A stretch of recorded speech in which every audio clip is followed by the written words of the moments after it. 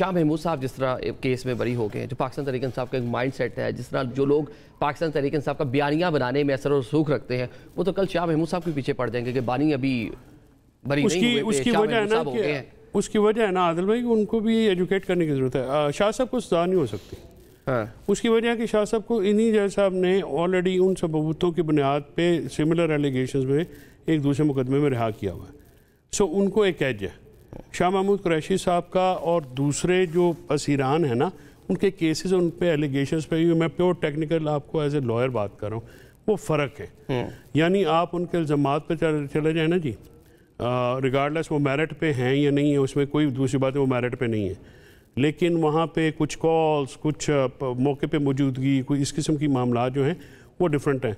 और शाह महमूद साहब के हक़ में क्योंकि ऑलरेडी एक फ़ैसला आया हुआ है, उस फैसले को उनको बेनिफिट होना ही होना है। ये कानूनी चीज़ है, ये कानूनी चीज़ है। वर्कर समझेगा, जो लोग उनका बयानिया बनाते हैं वो ये मेरी बात सुन, वर्कर को मैंने जहाँ तक PTI का वर्कर जो मैंने देखा है, यकीन करें आप उनसे लॉजिक के साथ बात करें, उनको समझाएं, वो समझते हैं।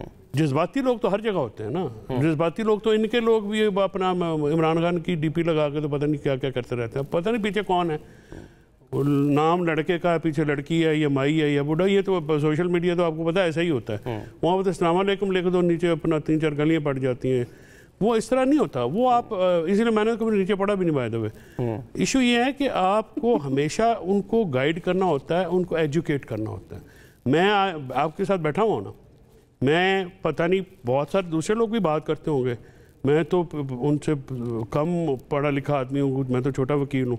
गुजारिश ये है कि शाह साहब को किसी तरह से भी वो सजा देंगे तो फिर उनका जो है ना अपना मशकूक हो जाएगा पूरा केस ही। भाई पीछे इस एक जज ने देखे ना, प्रोसिक्यूशन एक है, एक प्रोसिक्यूशन है, एक मुकदमा, एक इन्वेस्टिगेशन GIT है। अब अगर वो फैसलाबाद में या दूसरे केसेस में, लाहौर के दूसरे केसेस में रहा हुए हैं, उसी GIT ने, उसी इन्वेस्टिगेशन ने, उसी ने प्रोसिक्यूशन ने केस किया, तो आप उसको अलहदा कैसे ट्रीट कर सकते हैं? पाकिस्तान तहरीक इंसाफ ने जो कल बुला रखी है ऑल पार्टी कॉन्फ्रेंस, एक तो हुकूमत को मदऊ ना करना, दूसरा जनाब जो दीगर बड़ी जमातें हैं वो नहीं जा रही, तो फिर क्या फ़ायदा हुआ इस इतनी बड़ी उसकी? देखे ना, उसकी भी वजह वही है ना, ट्वीट जब थी वो उसने पेट्रोल डाल दिया ना जलती पे, पानी नहीं ना डाला। अब बड़ी ऑब्वियस बातें हैं, आप इसमें हमारे जज्बाती लोग भी कोई बात करेंगे। पहली बात यह है कि पीपल्स पार्टी को लेने चले। पीपल्स पार्टी है गवर्नमेंट की बेनिफिशरी, इत्तेहादी है, हर वो सिंध में गवर्नमेंट चला रही है, इस हाइब्रिड निज़ाम की बेनिफिशरी है। आप मुझे बताएं कि वो PTI के पास तो, हमारे पास ऑप्शन ही कोई नहीं है, हमने तो उस आग में जलना ही जलना है। पीपल्स पार्टी को जंप करेगी, कोई सियासी लॉजिक स्टेक नहीं है ना उनका।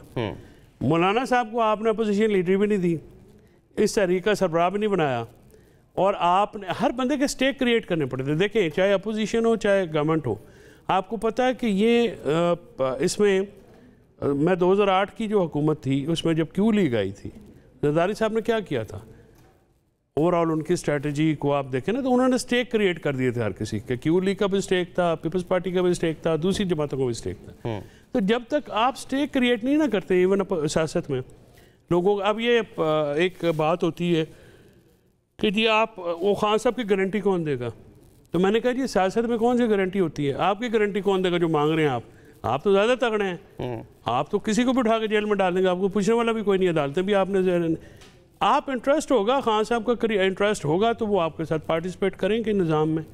अब ये बाबर साहब ने कहा जी कि वो इस्तीफे दे देंगे, जब भाई आप उनके साथ बात ही नहीं करेंगे, आप उनको स्क्वीज़ करते रहेंगे, आप उनको कॉर्नर करते रहेंगे PTI, तो PTI पर अल्टीमेटली सिस्टम से बाहर ही निकलेगी ना, उनके पास क्या ऑप्शन है? ये मुल्क तमाम तर जो ये समझ रहे हैं ना कि उनको कट टू द साइज करने के बाद मुल्क नहीं चल रहा, बुरान है, माशी बुरान है, सियासी बुरान है, अदालती बुरान है, आइनी बुरान है, कानूनी बुरान है, एडमिनिस्ट्रेटिव बुरान है, और आइन और लॉ एंड ऑर्डर का बुरान है। ये बुरानों से ये निकल नहीं सकते। ये अगर समझे ना कि जो मर्जी कर लें, PTI को इन्वॉल्व किया, देखिए बड़ी पॉलिटिकल पार्टी है ना, अदम ऐसा काम ख़त्म करेंगे तो ये चलेगा, और इसमें सबसे ज़्यादा बड़ा स्टेक इनका है, क्योंकि अगर ये 4-6 महीने और इसी तरह की डिलीवरी देते रहे ना जिस तरह की अब दे रहे हैं, तो इनका अंजाम बहुत बुरा होगा। मुझे तो लगता है ये माइनस इमरान खान का पहला स्टेप है। ये इनके पास लीडरशिप नाम की चीज रही नहीं। अब महमूद अचकज़ई साहब जो है वो हमारे काबिल एहतराम है, वो लेके चलेंगे, वो फैसले करेंगे, सुन्नी इत्तेहाद फैसले करेगी। जब सुन्नी इत्तेहाद आ गई, उनकी जमात आ गई, मिली जमात वाले ये सारे आ गए, तो अब तो पीटीआई एक किस्सा पारी ना बन जाएगी इस मीटिंग के बाद। आप देख लें जिस तरीके से आपने कहा कि अब तो वो टेंशन वाली बात रही नहीं। लोगों का एतमाद बहुत हद तक उठ चुका है। अब यहाँ पे जब हमारे कैंपेन चल रही थी, तो यहाँ पे वज़ीर-ए-आला जो हैं वो बंदे नहीं इकट्ठे कर सके पूरे हज़ारा डिवीज़न में जहाँ पे इनकी मेजॉरिटी है। इसी तरीके से जब पेशावर में इन्होंने 26 नवंबर के हवाले से एक प्रोग्राम रखा था अपना, उसकी सालाना, उस प्रोग्राम में ये 1000 बंदा इकट्ठा नहीं कर सके।